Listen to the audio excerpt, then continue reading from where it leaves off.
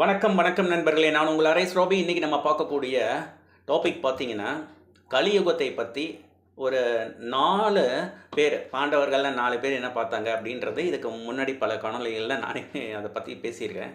இன்றைக்கு நம்ம பார்க்கக்கூடியது மிக சுவாரஸ்யமானது. அதாவது தர்மன் பார்த்த அந்த ஒரு கண்கொள்ளா காட்சி. கிருஷ்ணர் கலியுகத்தை பற்றி விவரிக்கும் பொழுது ஒவ்வொருத்தரும் பாண்டவர்களில் இருக்கக்கூடிய ஒவ்வொருத்தவரும் பல காட்சிகளை பார்க்குறாங்க. அதனுடைய உவமையை கேட்டு தெரிஞ்சுக்கிறாங்க கிருஷ்ணரிடம். இந்த காணொலியில் நம்ம பார்க்கக்கூடியது தர்மன் என்னத்தை பார்த்தார், அப்போ அவருடைய அந்த காட்சிக்கு என்ன உவமை சொல்லப்பட்டது கிருஷ்ணர் அப்படின்றது தான் நம்ம பார்க்க போகிறோம். இதில் பார்த்தீங்கன்னா தர்மன் ஒரு காட்சியை பார்க்குறான்.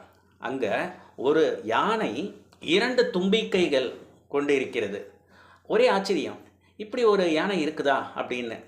உடனே கிருஷ்ணரிடம் இதை பற்றி கேட்கும் பொழுது அவர் சொல்ல வர்றாரு, குறிப்பாக இந்த 2 தும்பிக்கைகள் எதை குறிக்குது அப்படின்னா, அரசாட்சி, அதிகாரம், வலிமை, தலைமைத்துவம், இதை தான் சின்னம்மா அப்படின்னு இருக்கிறத முதல் சொல்கிறாரு.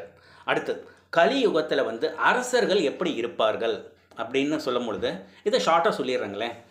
முதல் இது மக்கள் செவிசாய்க்காமல் பயன்படுத்துவார்கள். மக்கள் என்ன சொல்கிறாங்களோ அதை பற்றி கேட்கவே மாட்டாங்க, ஆனால் இவங்க அவங்கள பயன்படுத்துவாங்க. 2, இரட்டை மொழி பேசுவார்கள். அதாவது சொல்கிறது ஒன்று, செய்கிறது ஒன்று. எதையும் கண்டுக்கிறது கிடையாது. மக்களுடைய நலனை பற்றி சிறிதும் அக்கறைப்படுவது கிடையாது. 3வது, தர்மத்தை அரசியல் கருவியாக ஆக்குவார்கள். அதாவது மதமாக இருக்கட்டும், சாதியாக இருக்கட்டும், மொழியாக இருக்கட்டும், இன உணர்வாக இருக்கட்டும், எல்லாமே அரசியல்.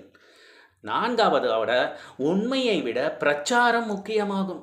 அவங்களுடைய பிரச்சாரத்தில் பார்த்தீங்கன்னா உண்மை பேசுபவர்கள் புறக்கணிக்கப்படுவார்கள். ரொம்ப மிகப்பெரிய பொய்யெல்லாம் பேசி ஆட்சி அதிகாரத்துக்கு வருவார்கள்.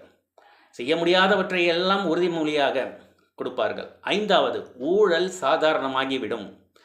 கொஞ்ச நாள்லேயே பார்த்தீங்கன்னா அவர்கள் புட்டு வெடிச்சிடும் அப்படின்ற கதை தான். இதில் பார்த்தீங்கன்னா அதிகாரம் எப்படி இருக்கும் அப்படின்னா, செல்வம் செருக்கும் கருவி என்று பலர் நினைப்பார்கள். நீதி முறை பணக்காரர்களுக்கு சாதகமாகும்.